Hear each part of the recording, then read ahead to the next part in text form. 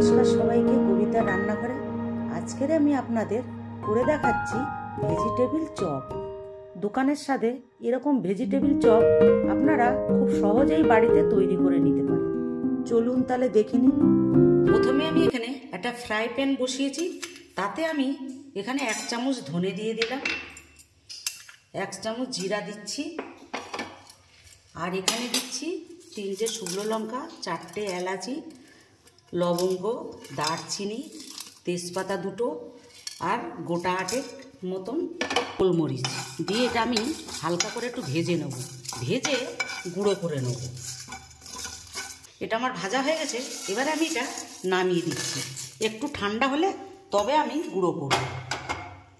এবার আমি তেল দিচ্ছি 4 চামচ,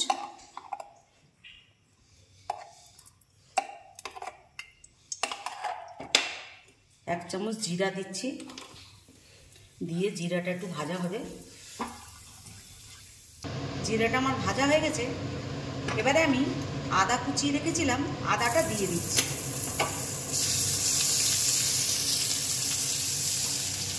এরপর আমি বিট কুচিয়ে রেখেছিলাম, সেইগুলো দিয়ে দিচ্ছি।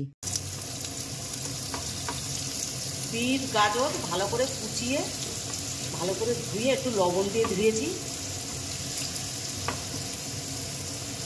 আলু শুটি দিয়ে আমি ভালো করে ভাজবো।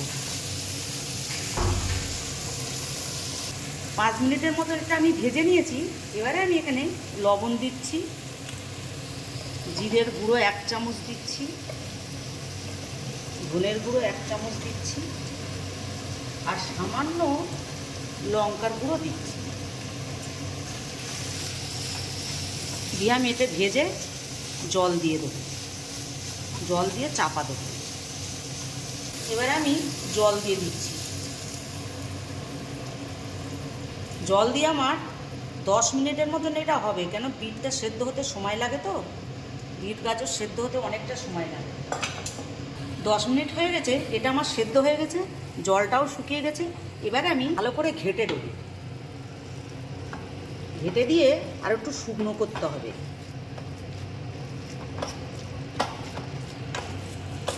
এটা আমার মিশানো হয়ে গেছে, এবারে আমি এতে একটু চিনি দিচ্ছি, আর এই যে বাদাম দিয়ে দিচ্ছি, আর আমি যে মশলাটা করে রেখেছিলাম সেই মশলাটা দিয়ে দিচ্ছি। এই মশলাটাই হচ্ছে ভেজিটেবিল চপের আসল মশলা। এটা দিলে খুব টেস্ট হয় খেতে এবং ভালোও লাগে। এটা আমি ভালো মতন শুকনো করব।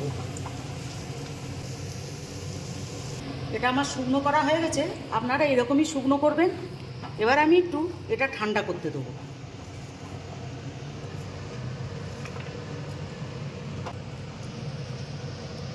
এরপর আমি একটা ব্যাটার তৈরি করে নেব। তার জন্য আমি 3 চামচের মতন ময়দা দিয়ে দিলাম। ময়দার পরিমাণটা একটু বেশি দেবেন। আর 2 চামচ কর্নফ্লাওয়ার দিয়ে দিলাম, দিয়ে লবণ দিলাম।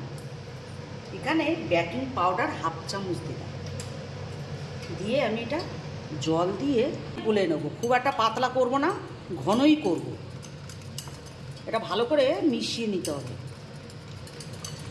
এটা আমার ঠান্ডা হয়ে গেছে, এবারে আমি হাতে একটু তেল দিয়ে নিয়েছি, নিয়ে এটা ডিম আকৃতি করে নেব। আপনারা যেরকম পারবেন সেরকম করে নেবেন। আমি লম্বা মতন করে দিচ্ছি।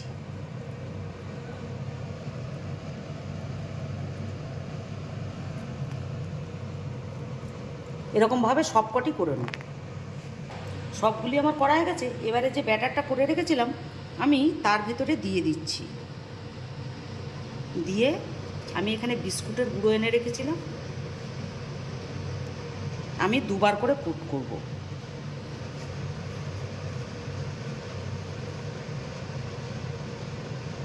একটা কড়াতে তেল বসিয়েছিলাম, ওটা আমি দিয়ে দিচ্ছি। তেলটা একটু কম গরম হবে, বেশি গরম করবেন না, পুড়িয়ে যাবে তাহলে।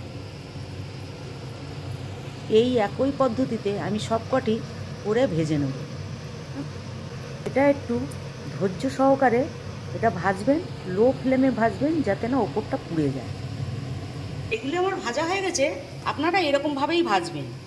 এবারে আমি তুলে নিচ্ছি।